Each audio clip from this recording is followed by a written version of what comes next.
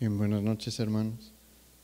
Vamos a iniciar entonces nuestro mensaje y seguimos hablando temas importantes para la iglesia, temas que requieren de nuestra especial atención, sobre todo por los tiempos en los que estamos viviendo. Mire, honestamente es todavía muy incierto cuándo vamos a volver a la normalidad. Es algo que es difícil de predecir, ¿no? Pero pues llevamos un buen rato en esta situación y la iglesia requiere regresar a la normalidad de la vida cotidiana de una manera distinta. No puede regresar igual. Hay muchas cosas que necesitamos modificar, hay muchas cosas que necesitamos cambiar. Y yo creo que el Señor nos ha estado hablando sobre esto. Y el mensaje de hoy se titula Dios tiene cuidado de los líderes de su iglesia, y ahorita vamos a ver cómo es que el Señor tiene cuidado y qué debemos de hacer nosotros, ¿no? Que estamos en una iglesia local, porque el Señor nos quiere usar. Y mire, a lo largo de la historia del pueblo de Dios, el Señor siempre ha tenido presente el trabajo de las personas que Él ha escogido para que le sirvan. Él es el que escoge a sus siervos, no es la persona en sí, es un llamado por parte de Dios. ¿Cómo es que una persona se da cuenta de ese llamado? Bueno, eso es algo muy, muy personal, ¿no? Cada uno debe de aprender a reconocer la voz de Dios, y Dios habla y es muy claro siempre cuando está llamado, y cada quien debe de decidir. Dios nunca va a obligar a una persona a servirle, pero Él tiene presente el trabajo que tienen que realizar aquellas personas que han aceptado su llamado. Y mire, en un principio, después de haber salido de la tierra de Egipto, el Señor escogió para sí una de las 12 tribus de Israel para servirle, a los hijos de Leví, y no porque ellos fueran los mejores. Ciertamente Moisés era de la tribu de Leví, pero su padre fundador, Leví, hijo de Jacob, no era una persona meritoria ni era una perita en dulce, ¿no? Si usted quiere ver cómo era Leví, vea en el libro de Génesis lo que hizo. Dios los llamó por pura gracia y misericordia. Y mire, este fue el llamamiento. Vamos a Números capítulo 18, versículo 20. Este pasaje se da más bien cuando se está hablando de la repartición de la tierra prometida, y esto es lo que se le dice a Leví. En Números capítulo 18, versículo 20 encontramos: y Jehová dijo a Aarón, de la tierra de ellos no tendrás heredad, ni entre ellos tendrás parte. Yo soy tu parte y tu heredad en medio de los hijos de Israel.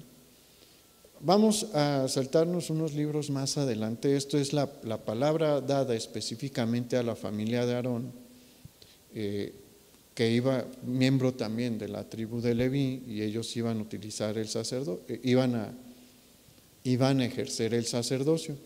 Pero aquí en Deuteronomio capítulo 10, versículo 8, sí se habla específicamente de toda la tribu de Leví. Y este pasaje, Deuteronomio capítulo 10, versículos del 8 al 9, dice lo siguiente: en aquel tiempo apartó Jehová la tribu de Leví para que llevase el arca del pacto de Jehová, para que estuviese delante de Jehová para servirle y para bendecir en su nombre hasta hoy. Por lo cual Leví no tuvo parte ni heredad con sus hermanos. Jehová es su heredad, como Jehová tu Dios le dijo. Bien, los hijos de Leví sí fueron puestos en una posición especial, claro que sí. ¿Por qué? Porque se les dio el privilegio de ser los encargados del servicio a Dios.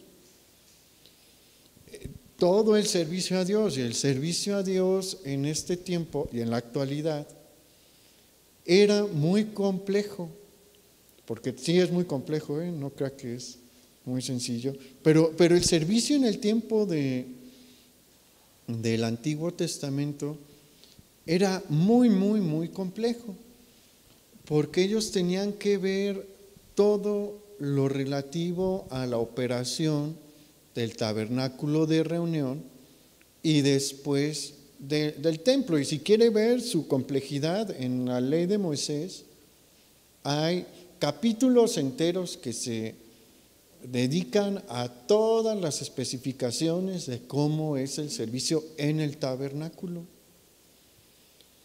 Todo eso era responsabilidad de los levitas, desde el aseo hasta la ejecución y presentación de los sacrificios, desde el encendido de la leña, porque la mayoría de los sacrificios se ofrecían en fuego, hasta los cantos de alabanza y adoración. Los únicos que podían realizar esto eran los hijos de Leví. De igual forma, la familia arónica, la línea arónica, la familia sacerdotal, era la encargada de conocer y enseñar los mandamientos de Dios al pueblo. Y todo lo anterior era el más grande de los privilegios. ¿Por qué? Porque ellos habitaban en el lugar donde se manifestaba la gloria de Dios. Pero todas estas bendiciones, todos estos privilegios implicaban también un precio a pagar. Y eran varios, ¿no? Pero uno muy significativo era que ellos no iban a llevar una vida normal. Sí se casaban y todo, ¿no? Y tenían hambre y comían y sed, pero su estilo de vida era muy distinto al del resto de las tribus de Israel, y su condición en general también era muy distinta. ¿Por qué? Porque ellos no recibieron nada de la tierra prometida. Obviamente sí recibieron, pues le llama ciudades, son espacios en donde ellos iban a tener sus casas, porque pues tenían que vivir, ¿no? Estamos hablando de miles de familias, entonces tienen que vivir en algún lado. Eso sí se les dio, pero no se les dio tierras para labrar o explotar. A todos los hijos de Israel, el resto de las tribus de Israel, sí se les dio una porción de tierra, una extensión de tierra amplia, y todo lo que había allí era suyo, y para que lo usaran y lo pudiesen disfrutar, lo que hubiera ahí, ¿no? Si había oro, pues era de ellos, y a trabajar para sacarlo. Si había cobre, lo que hubiera de minerales, las llanuras para la pastura, las fuentes de agua, de agua era para ellos, para que ellos le sacaran provecho y lo pudieran disfrutar y prosperar a través de esta heredad que Dios les estaba dando. Y a quien le echó ganas, le fue bien. Claro que hubo personas que se enriquecieron a través de su trabajo en la tierra que Dios les había dado. Nada de eso para Leví. Ellos participaron en la conquista igual que el resto de sus hermanos. Tuvieron que pelear por la tierra prometida, pero cuando se termina la campaña de conquista y se hace esta repartición, no hay porción para ellos. Su herencia siempre sería el Señor. Y es una gran herencia, pero quiero que se ubique en lo que le costaba esa posición a los hijos de Leví. Y mire, no es extraño escuchar a alguna persona diciendo, entonces los hijos de Leví no trabajaban. Y bueno, es un pensamiento común, pero nada está más alejado de la realidad. El trabajo de los levitas era extenuante y exhaustivo, porque como mencionamos, ellos son los encargados de todo el servicio a Dios, y no es una cosa sencilla, para nada sencilla. Mire, el tabernáculo de reunión y después el templo debían de estar impecables en cuanto a su limpieza. Dios es un Dios pulcro, increíblemente pulcro, y lo puede usted revisar en la ley. Y eso ha sido muy bueno para los judíos a lo largo de su historia. Mire, los judíos estuvieron en Europa cuando la peste bubónica o la peste negra, ¿no? Esta peste se contagiaba a través de las pulgas de las ratas, y esta peste infestó Europa. ¿Sabe a quién no le afectaba? A los judíos. ¿Por qué? Porque los judíos se bañaban seguido, los europeos del medievo no, y pues las pulgas ahí tenían fiesta, ¿no?, en el cuerpo de los europeos. A los judíos no les tocaba porque ellos tenían un aseo personal diario. ¿Por qué son ellos tan limpios? Por lo que dice la ley de Moisés. El Señor hace un énfasis fuerte allí en la limpieza personal del cuerpo de un individuo, ¿no? ¿Cómo cree que era en la cuestión del templo? Más limpio todavía. Y el templo se ensuciaba todos los días. ¿Por qué? Para empezar, hay un sacrificio continuo según la ley. Ahorita no hay. Y cuando llegue a ver, agárrese, hermano, porque eso es una señal de que los tiempos están cerca. Según la ley de Moisés, bueno, según el Señor, en la ley de Moisés, por las mañanas se debe de ofrecer un sacrificio y se debe de quemar en el altar. Se está quemando durante todo el día, y en la tarde se debe de ofrecer otro sacrificio y se quema ahí en el altar durante toda la noche. Son sacrificios de animalitos grandes, son sacrificios meticulosos, se tienen que preparar los animales de una manera específica. ¿Y cómo que queda el lugar donde se ofreció el sacrificio? Pues sucio, hay sangre y hay que lavarlo porque no puede estar sucio. Eso es nada más lo referente al sacrificio continuo, ¿no? Ellos son los encargados de recibir, preparar y sacrificar todas las ofrendas voluntarias que llegan. Y seguramente en la semana llegaban bastantes y se tenían que ofrecer. ¿Y cómo cree que no crea que le lavaban las pezuñas a las vacas cuando iban a entrar al templo, ¿no? Entraba la vaca, entraban los cabritos, entraban las ovejas y pues dejaban sucio. ¿Y quién tenía que limpiar? Los levitas tenían que limpiar. Son los encargados de la elaboración del incienso, del aceite, que tiene su trabajo. Era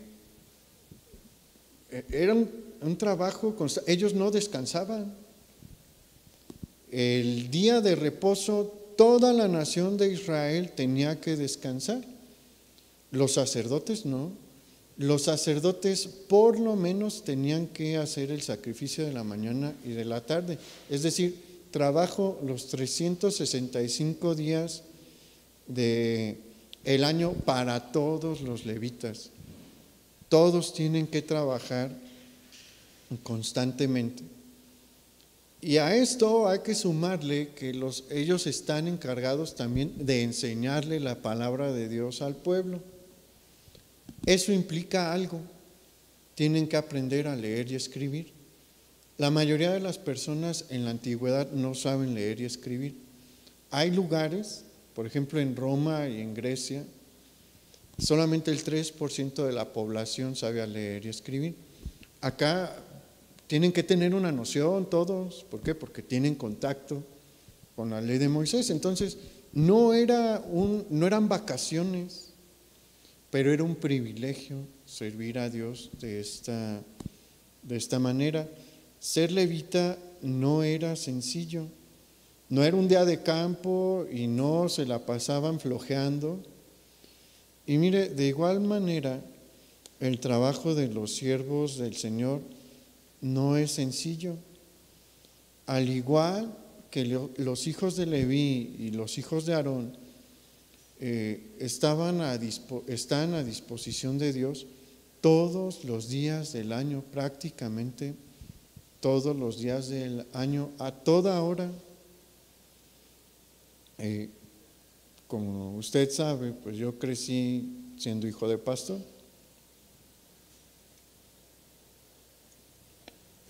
Y ya en una ocasión había mencionado que nadie sabe mejor cómo vive un pastor que sus hijos y su esposa.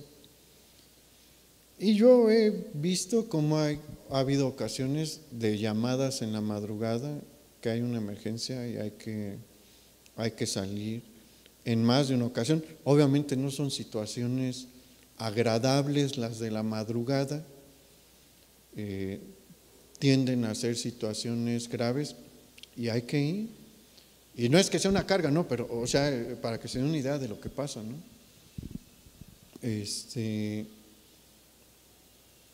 Hay que estarse preparando para enseñar la palabra de Dios. Es un privilegio, pero mire, si usted cree que el pastor de su iglesia no hace nada, pues está muy equivocado, ¿no? Hay mucho trabajo en el área del liderazgo. Y siempre ha sido la voluntad del Señor que sus hijos apoyen a los siervos que Él escogió y que les tengan en buena estima. Acompáñeme por favor a Primera de Timoteo, capítulo 5, versículo 17. Y esto es muy particular, este pasaje es muy particular, porque es ya dentro de la era de la iglesia. Nosotros vivimos en esa era.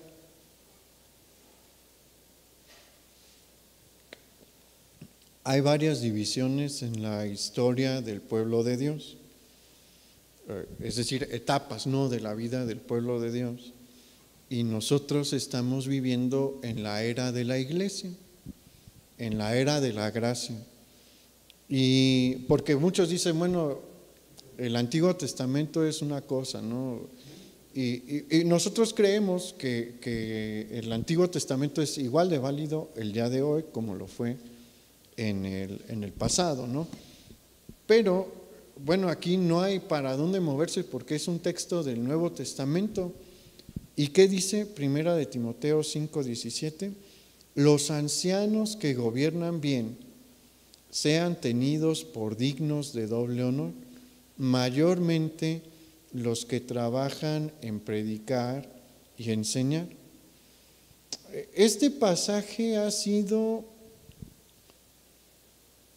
se le ha empleado mal, muchos lo han empleado mal para su propio beneficio, pero mire, el pasaje es muy claro en cuanto a quién se le debe de tener por dignos de doble honor. Ahí dice específicamente que a los ancianos que gobiernan bien, es decir, solo a los líderes que cabalmente cumplen el ministerio que el Señor les ha encomendado, enseñando la palabra de Dios correctamente. Nadie es perfecto, todo siervo de Dios es susceptible a tener algún tipo de error y desliz a la hora de predicar, porque pues no conocemos absolutamente todo. Hay quienes no tienen todas las herramientas o no tenemos todas las herramientas, pero es evidente quién está intentando enseñar la palabra de Dios correctamente. Hay personas muy humildes que predican muy bien. ¿Por qué? Porque están buscando la palabra de Dios y lo que dice la palabra de Dios y la conocen bien. No se necesita un montón de herramientas para predicar la palabra de Dios, ¿no? Hay a quienes Dios les ha dado otros dones y otras herramientas y pues desarrollan otro estilo, ¿no? Pero la diferencia entre estilos no significa que uno enseñe mejor y que otro no, es los dones que Dios da, los estilos que Dios da, pero es evidente quién está enseñando la palabra de Dios correctamente, dando el mejor de su esfuerzo, porque esa es una de las cosas que Dios busca, que cada quien que ha sido encomendado dé el mejor de sus esfuerzos. A quien Dios le dio más, el Señor obviamente espera un trabajo distinto, ¿no? Quien tiene recursos más limitados, el Señor no se enoja, espera que demos un resultado de acuerdo a lo que Él nos ha dado. Y también el gobernar bien, o sea, lo que refiere a los ancianos que gobiernan bien, refiere a una persona que lleva una conducta apegada a lo que señala la Escritura, una conducta que agrada a Dios, y son estas personas las que el Señor quiere que se les tenga en alta estima.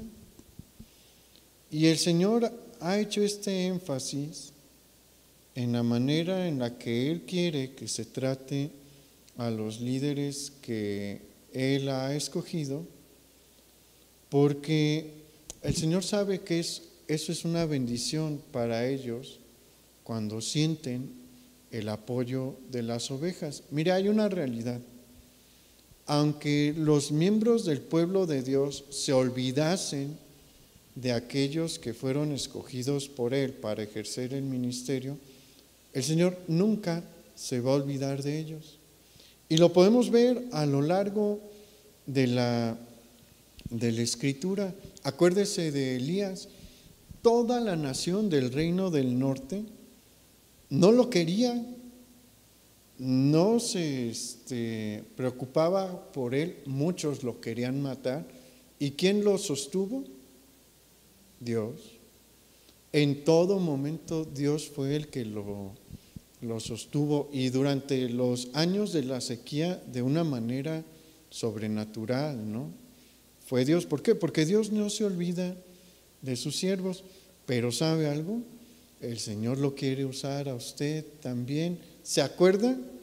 En este mismo caso de Elías, que uno de los siervos del rey Acab era temeroso de Dios Y Dios lo usó para él, de su propio dinero, sostener a varios cientos de profetas. ¿Por qué? Porque Dios nos quiere usar a todos. Y mire, esto lo vamos a tocar más adelante, pero Dios no se olvida de aquellos que están dispuestos a bendecir. Tal no se olvida que eso quedó documentado dentro de la historia del profeta Elías. Sabe que es una de las porciones de la Biblia más leídas tanto por cristianos como por judíos, y todos nos acordamos de él. ¿Por qué? Porque se dejó usar por Dios. Y no es que uno deba de buscar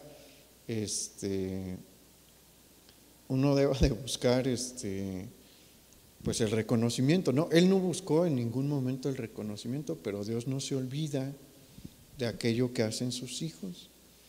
Pero ¿sabe?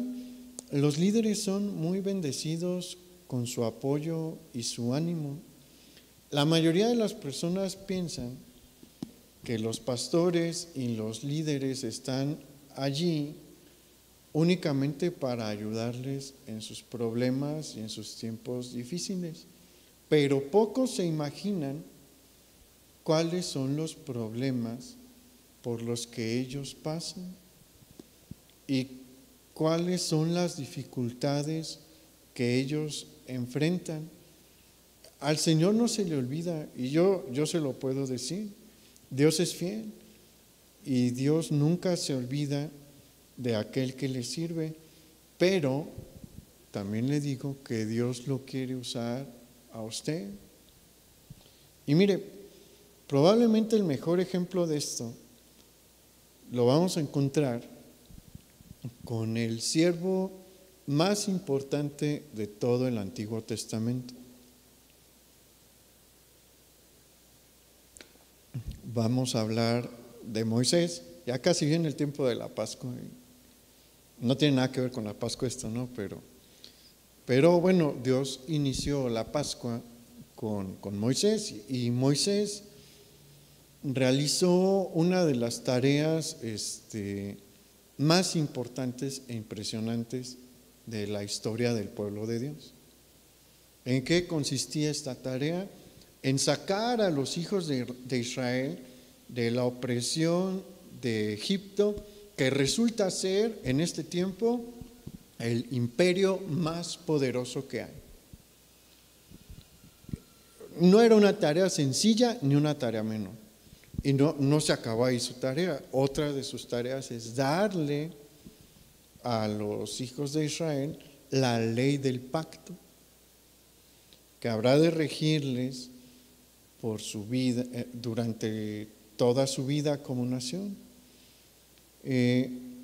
Pero para entender este pasaje que vamos a leer ahorita, debemos de contemplar las circunstancias que lo rodean. Moisés ha sido llamado a realizar esta obra no en su juventud. Moisés no es un jovenzuelo cuando Dios lo llama en el desierto, en tierra de Madián. No es un joven, tiene 80 años. ¿Conoce a alguien de 80 años? ¿Cómo es una persona de 80 años físicamente? No es exactamente un roble, ¿verdad? Los tiempos de la juventud pasaron hace tiempo, y a los 80 años el Señor lo llama a realizar una de las empresas más grandes de todo el Antiguo Testamento. Y lo manda a enfrentarse cara a cara con el hombre más poderoso que hay en la tierra en ese tiempo, Faraón. Nadie tiene más poder que él en este tiempo. Probablemente es un conocido de Moisés. Y no es una vez la que va a tener que presentarse ante la presencia de Faraón, son varias. Y durante el periodo de un año va a darse este enfrentamiento constante que pone en peligro su vida, porque no crea que él tiene un salvoconducto, ¿no? O una garantía de que no se le va a castigar. O sea, él sabe cómo funcionan las cosas en Egipto, ¿no? La palabra de Faraón es ley.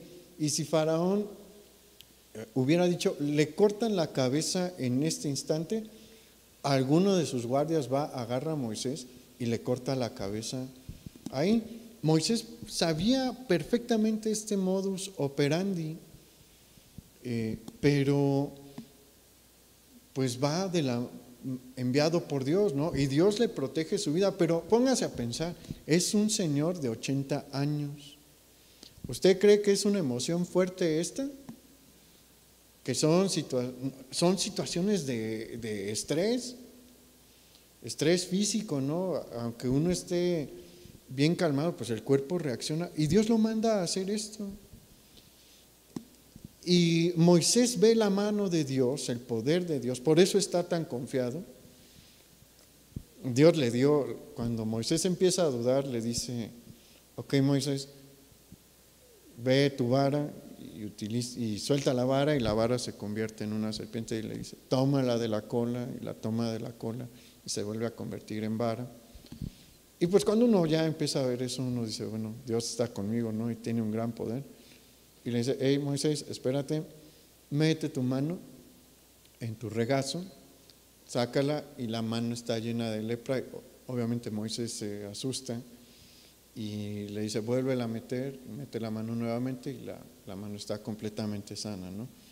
Y Moisés entiende que Dios está con él y cuando empieza a ver las maravillas que se hacen en Egipto, pues obviamente está completamente confiado en el Señor. Eso no significa que no implicaba desgaste todo lo que tenía que hacer Moisés.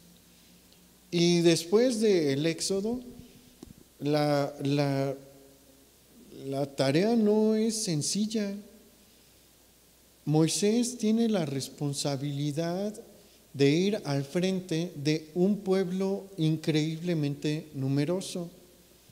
Se estima que la cantidad de personas que salió de Egipto con Moisés oscila entre, hay quienes dicen que 1 millón de personas, otros 1,5 millones, otros dicen que hasta 2 millones de personas.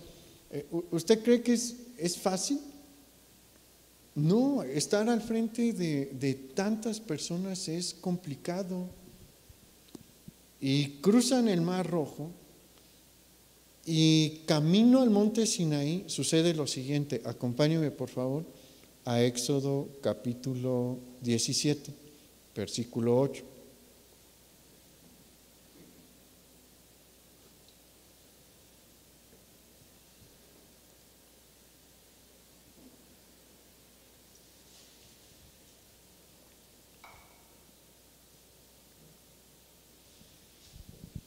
Éxodo 17, versículo 8 dice, entonces vino Amalec y peleó contra Israel en Refidim.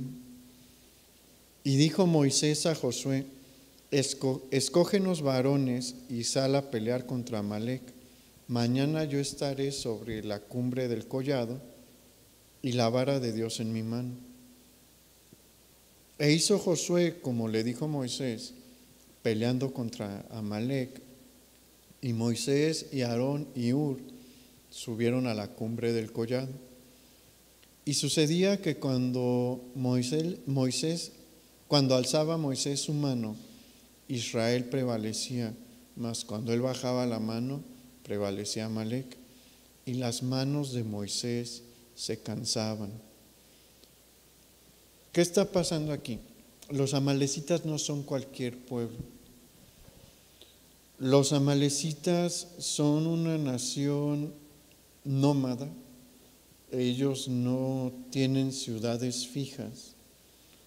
Se están desplazando constantemente y se dedican a al saqueo, al robo, son una nación guerrera, son jinetes, muchos andan pues ya sea en camellos, dromedarios y animales a través de los cuales se pueden desplazar, ¿no? Que montan y se pueden desplazar, caballos también.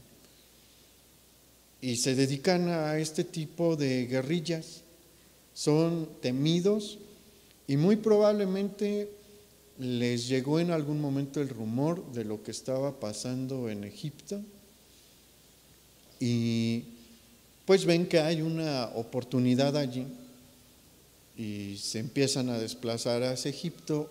En el camino está Israel. Israel no tiene la facultad militar en sí mismo para hacerle frente a este pueblo, ¿no?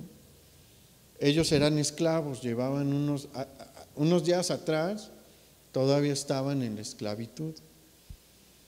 Pero Dios es el que pelea por Israel, ¿no? Y Moisés le dice, oye Josué, prepara a algunos hombres y vayan ustedes a pelear. Yo voy a estar en el collado con la vara de Dios. Y este pasaje tiene cosas bonitas. Mire, como hemos platicado, la Biblia no tiene nada que le sobre. Cada palabra que está allí, cada detalle que está allí es importante, tiene un propósito. Y aquí lo que podemos ver es que Moisés era un ser humano común y corriente como nosotros. Común y corriente como nosotros. No sé si muchos tienen en su mente, cuando escuchan Moisés, ¿no? La figura que hizo Miguel Ángel, ¿no? Que está en el Vaticano, el Moisés de bronce. Y pues, como lo hace, se parece muchísimo a los dioses griegos, ¿no? No era así Moisés. Moisés era un hombre común. Y aquí encontramos que cuando él tiene la mano levantada, Dios le está dando la victoria a Israel, pero cuando baja la mano, los amalecitas empiezan a ganar terreno. Y pues aquí vemos que Moisés se cansaba también, o sea, sus brazos tienen un límite. Y esto que nos enseña, mire, los líderes se cansan también.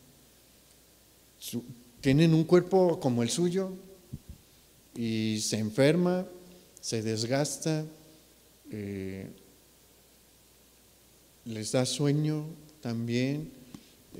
Todas las cosas que usted a veces tienen hambre, que llega a padecer, ellos también las padecen.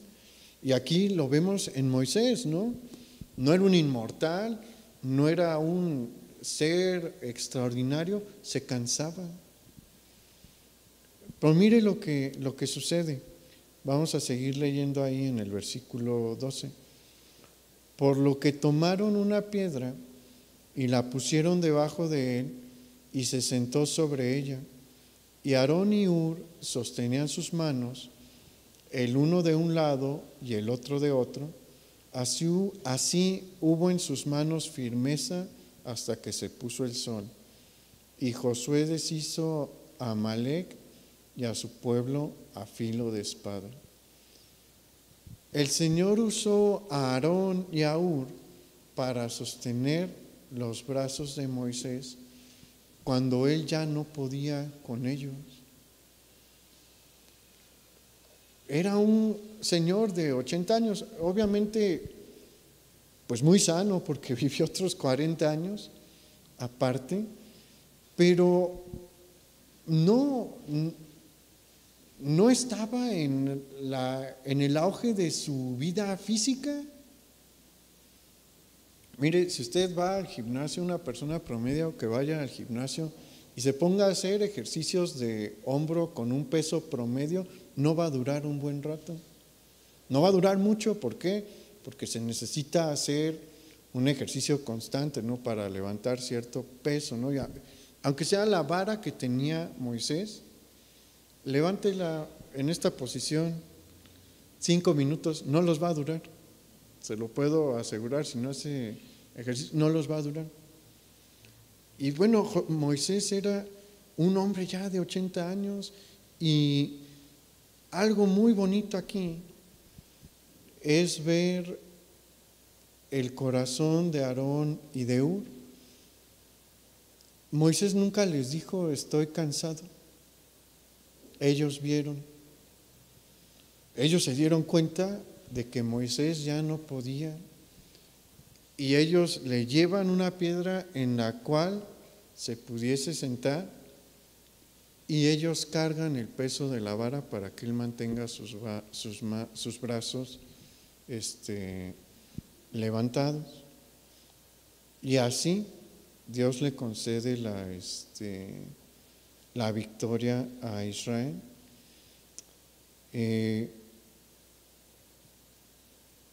Mire, es importante que seamos observadores, como ellos lo fueron. Moisés nunca les iba a decir, saben que yo estoy muy cansado. Y en muchas ocasiones los líderes no le van a decir, ¿sabe qué se ocupa esto? Pero si uno abre los ojos, uno puede ver que hay muchas cosas que se necesitan, ¿no? No se espere a que se las digan o a que la necesidad sea increíblemente evidente. Preste atención y disponga su corazón como lo hicieron Aarón y Hur. Y Dios lo va a usar, Dios lo quiere usar. Deje que Dios lo use. Y el Señor le va a hablar y le va a mostrar qué se ocupa hacer, en qué puede servir. Hay muchos que a veces se acercan a decirnos, me gustaría servir, ¿en qué sirvo? Y si es en medio de la reunión, a veces es difícil porque uno tiene la mente en un montón de cosas, ¿no?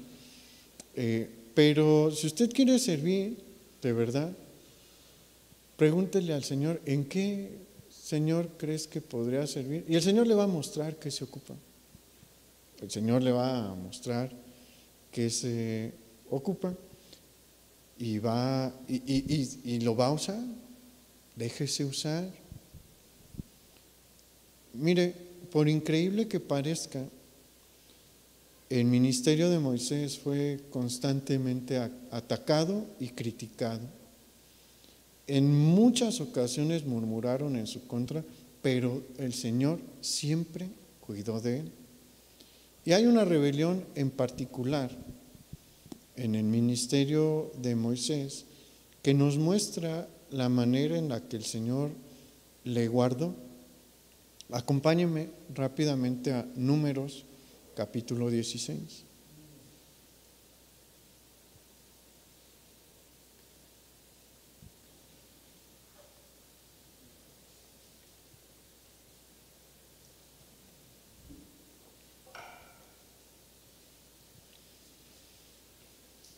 Números capítulo 16 dice, Coré, hijo de Izar, hijo de Coat, hijo de Leví, y Datán y Abiram, hijos de Eliab, y On, hijo de Pelet, de los hijos de Rubén, tomaron gente y se levantaron contra Moisés con 250 varones de los hijos de Israel, príncipes de la congregación, de los del consejo, varones de renombre. Y se juntaron contra Moisés y Aarón y les dijeron, basta ya de vosotros, porque toda la congregación, todos ellos son santos, y en medio de ellos está Jehová. ¿Por qué pues os levantáis vosotros sobre la congregación de Jehová? Mire, anteriormente ya había habido una rebelión en contra de Moisés, iniciada ¿por quién?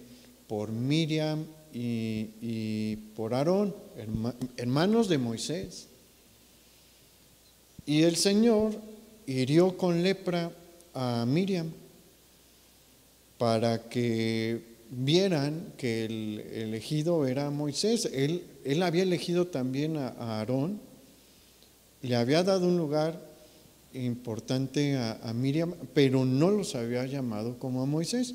Y como ellos se atreven a hablar así en contra de Moisés, pues Miriam recibe este castigo. Aarón no, porque Aarón ya había sido ungido como sacerdote y el tener lepra lo hubiera descalificado automáticamente del ejercicio del sacerdocio, pero a Aarón le tocó también sus regañadas en otras ocasiones. Pero bueno, después se levanta Coré. Coré es un levita y junto con él vienen 3 rubenitas, es decir, 3 líderes de la tribu de Rubén, que son Datán, Abiram y On, y vienen con 250 líderes de la nación para decirle a Moisés y a Aarón que ya era suficiente, que ya no querían que ellos estuvieran al frente, era su tiempo de gobernar, según ellos. Y mire, Coré no era una persona menor, era muy privilegiado. Coré como ya mencionamos, viene de la tribu de Leví, pero aparte de ser de la tribu de Leví, viene de la familia de Coat. Y la familia de Coat es la que tiene el encargo, según Números capítulo 4, de cuidar los objetos más santos de todo el tabernáculo. Son un grupo de la familia de Leví increíblemente privilegiado. Mire, Dios era muy celoso con todas las cosas de pues los objetos, la indumentaria y demás relacionados con el servicio del tabernáculo y después del templo. No podía acercarse un extraño a recoger las cortinas exteriores del tabernáculo. Solo lo podían hacer determinadas familias de los hijos de Leví. Si llegaba uno de alguna otra tribu y tocaba esos instrumentos, podía ser reo de muerte, porque Dios había establecido un orden que se debía de respetar.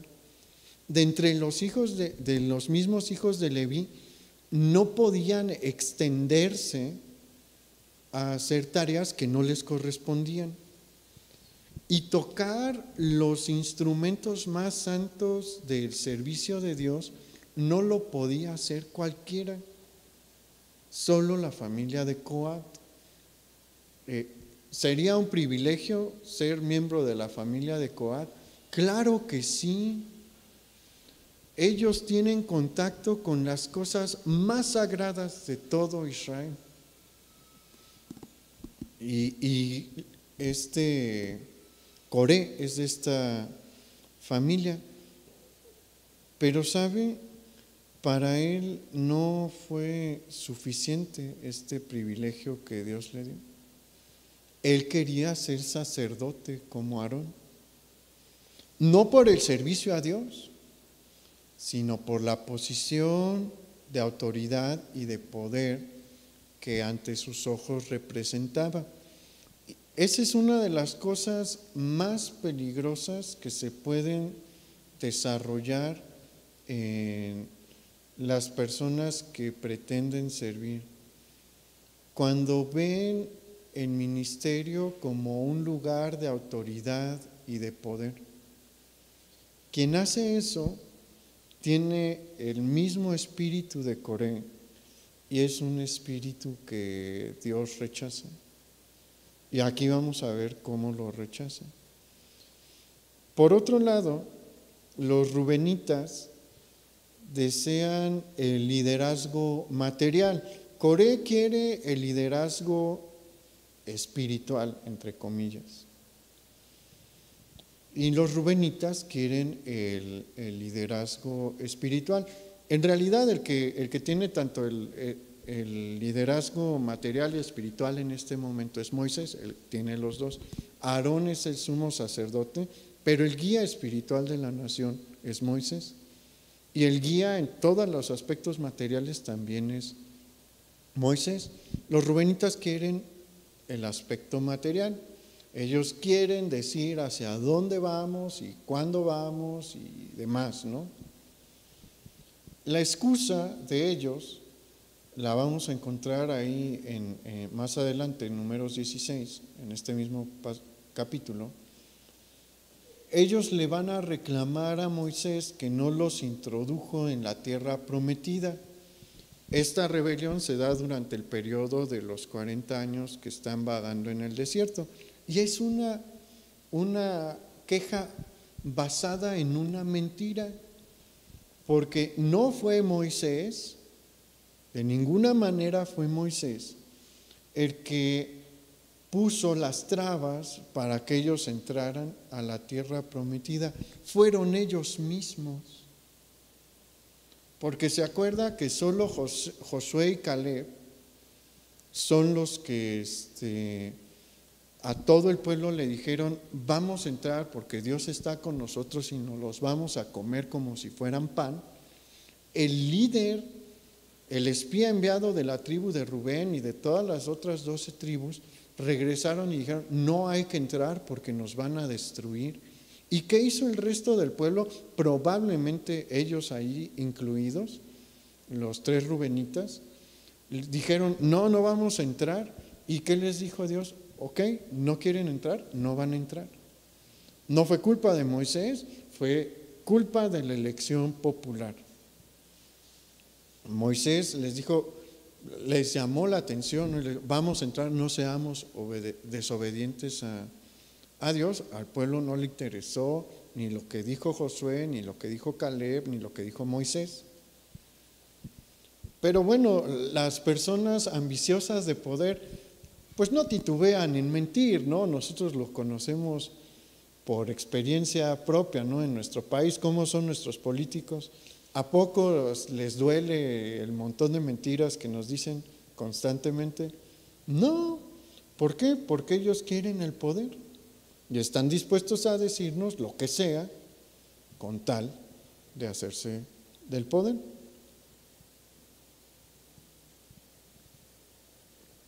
Por eso la Biblia es tan clara en Eclesiastés cuando nos dice que no hay nuevo debajo del sol.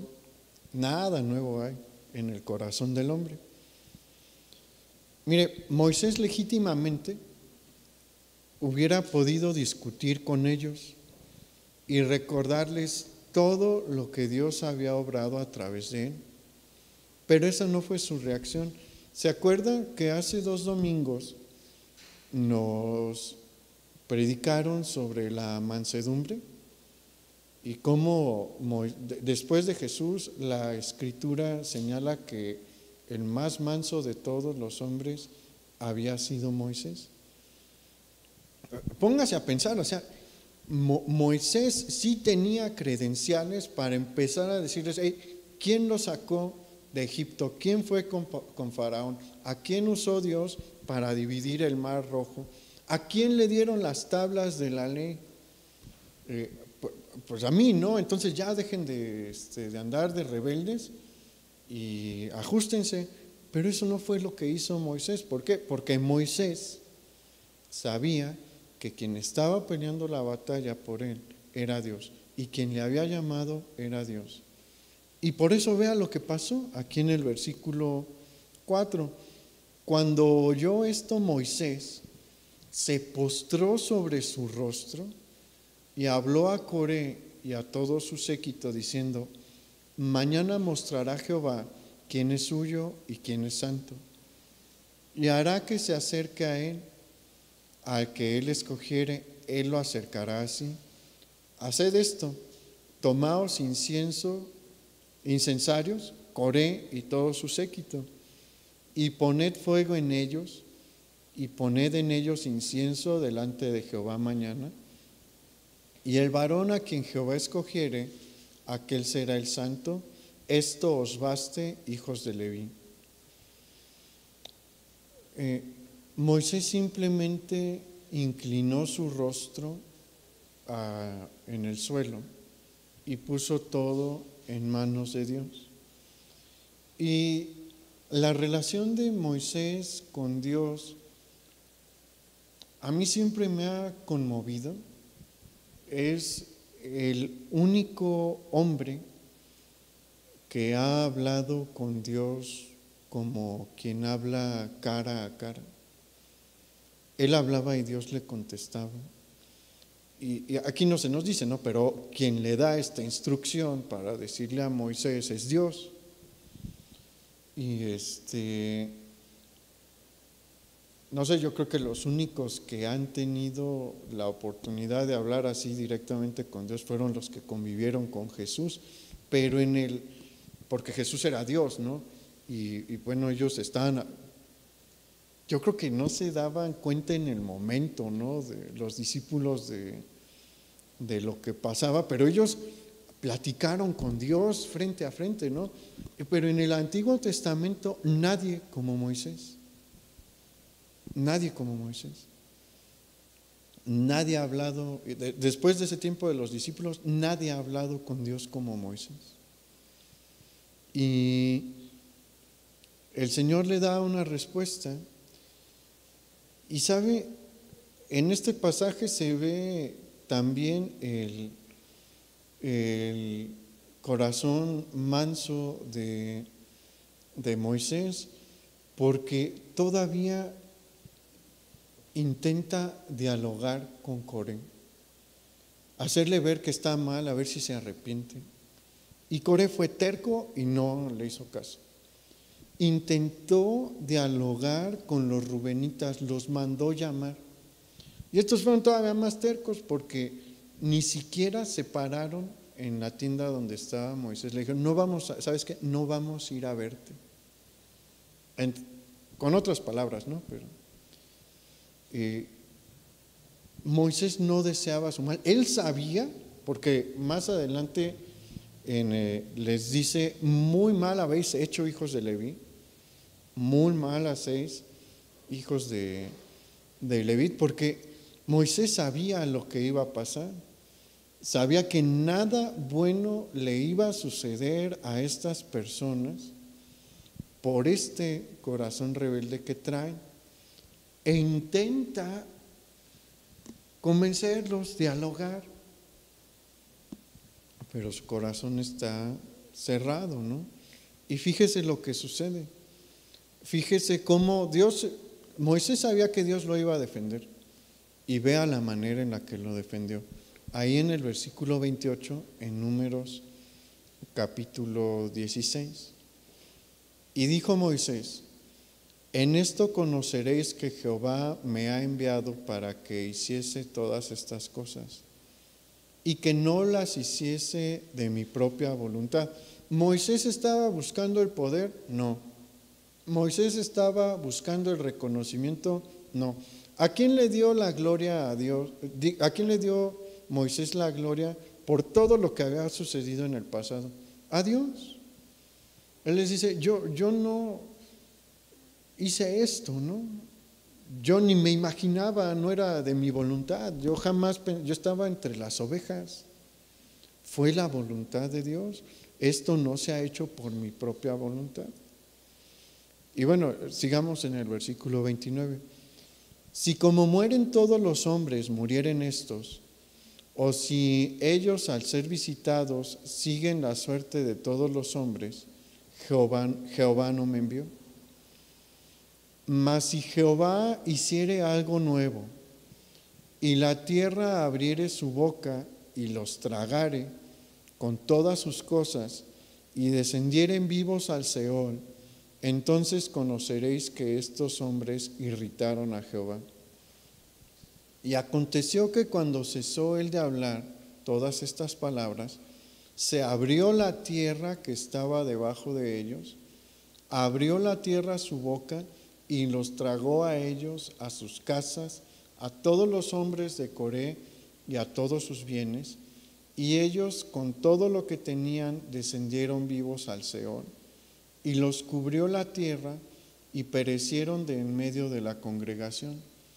Y todo Israel, los que estaban en derredor de ellos, huyeron al grito de ellos, porque decían: no nos trague también la tierra.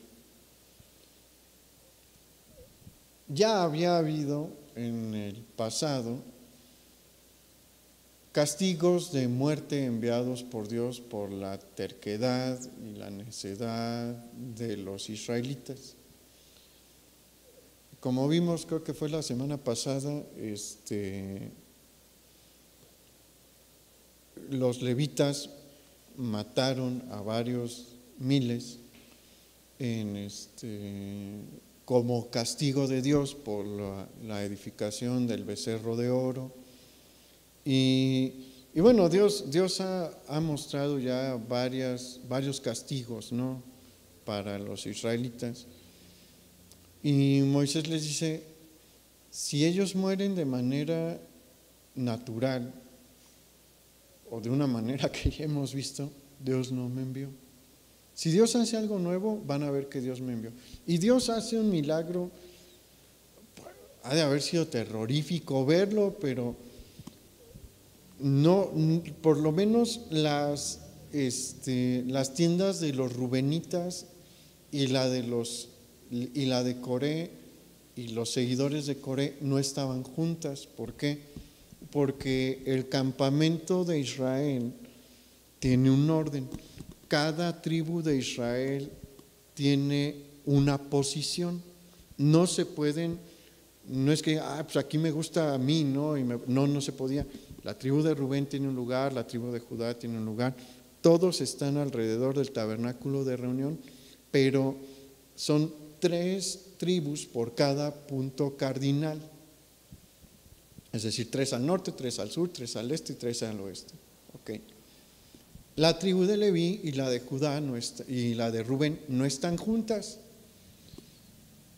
Pero Dios abre la tierra en donde está la tienda de los que siguen a Coré y de Coré, que está en Leví, y también abre la tierra en otro lugar del campamento donde están las tiendas de los 3 rubenitas, en la zona de la tribu de Rubén, y se los traga vivos a todos. Pero ¿sabe qué es lo impresionante? Vio que al final dice que se asustaron y dijeron: no nos trague también la tierra. Inmediatamente después, más rebeldes se enojan con Moisés, y ahí sí Dios manda otra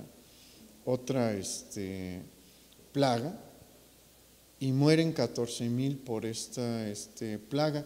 Y de los 250 que querían ocupar también el sacerdocio y que llevaron el incienso delante de él, los consumió a todos con fuego el Señor. Dios se encarga. Cuando uno es como Moisés, Dios se encarga. Dios hace la obra si se confía en él. Pero nosotros tenemos 3 opciones. Podemos tener una actitud como la de Coré y los rubenitas, y estas van a ser las consecuencias. Mire, es bien fácil hablar en contra de la autoridad, pero yo no se lo recomiendo. Dios es muy celoso de las personas a las que Él llamó, y la Biblia está llena de ejemplos, ¿no? En una ocasión, con el profeta Eliseo, unos jóvenes se empezaron a burlar de él porque pues era calvo, y se empezaron a burlar de su calvicie, y Dios mandó llamar a un oso que acabó con estos jóvenes. La Biblia enseña claramente que hay que tener un respeto hacia las autoridades que el Señor estableció. Yo no le recomiendo ser como Coré. Esa es una opción. La otra es no hacer nada, no involucrarse. Lo puede hacer, sí lo puede hacer, pero se va a perder de todo lo que Dios quiere hacer con usted. La vida sirviendo a Dios y haciendo la voluntad de Dios es la mejor aventura en la que usted se puede embarcar. Va a tener momentos de risa, sí, la verdad, hay momentos en los que uno se ríe un montón. Va a tener momentos de alegría también, sí. Va a tener momentos de depresión, sí, también. Va a tener momentos de llanto, sí, varios. Va a haber momentos de tristeza, sí hay. Pero cuando uno voltea a ver atrás, sí dice, ¿en qué aventura el Señor me metió? Qué maravilloso es lo que Dios está haciendo, ¿no? Y me ha usado, ¿no? Se va a perder de todo eso. Si usted no quiere participar nada, si nada más quiere venir, pues sí, lo va a hacer. Y es como quien, pues nada más está aquí en la vida sentado y viendo la vida pasar. Lo puede hacer, si quiere, pues lo puede hacer, es su decisión. O puede ser como Ur y como Aarón y dejar que Dios lo use para ser de bendición. Ellos estuvieron involucrados en la victoria que Dios le dio a Israel. ¿Los ocupaba Dios para dar la victoria? No, Dios no nos ocupa para hacer su voluntad, pero nos quiere usar. Y es un privilegio ser usados por Él. Y mire, cuando se acabe esto de las restricciones y demás, va a haber mucho que hacer. Usted decida como quién quiere ser. Pero Dios nos está abriendo la puerta hoy y nos está llamando hoy a servir, a ser como Ur y como Aarón. Pero ya la decisión pues es de usted. Vamos a orar. Señor, muchas gracias por tu palabra y por lo que tú nos estás enseñando hoy, a lo que tú nos estás llamando hoy. Yo te pido, Señor, que llenes de emoción los corazones de muchos hermanos, porque hoy nos estás llamando otra vez a subirnos a la barca contigo y a embarcarnos en esta, pues sí, como una gran aventura que tú has diseñado para tu pueblo, con todo lo que viene, pero no hay mejor decisión que podamos tomar que decirte que sí y dejar que tú nos uses y nos muestres todo lo que tú quieres hacer, toda la obra que tú quieres hacer. Yo te pido que ayudes y que me ayudes a mí también, que nos ayudes a ser como Ur y como Aarón, a dejarnos usar, que abras nuestros ojos para ver qué necesidades hay y que tú nos uses, porque vienen tiempos nuevos, no sabemos qué viene tras esta pandemia, pero es algo nuevo. Y tú quieres hacer algo con nosotros, pero la pregunta es si vamos a estar dispuestos o si vamos a regresar a nuestra comodidad y vamos a dejar que la vida siga pasando. Líbranos de tener el corazón de Coré. Ayúdanos, Señor, a obedecer tu mandato y a ser una ayuda y una bendición y no unos rebeldes. Te lo pedimos, Padre, en el nombre de nuestro Señor Jesucristo. Amén. Pues el Señor le bendiga mucho, hermano, que tenga una muy buena noche y que descanse. Nos vemos el próximo domingo si quiere venir o si todavía no no siente que son las condiciones, está bien, desde Facebook seguimos transmitiendo. No se olvide de orar por los necesitados. Los jóvenes no se olviden de la clase que hay el viernes a las 7 y pues el Señor le bendiga y le guarde.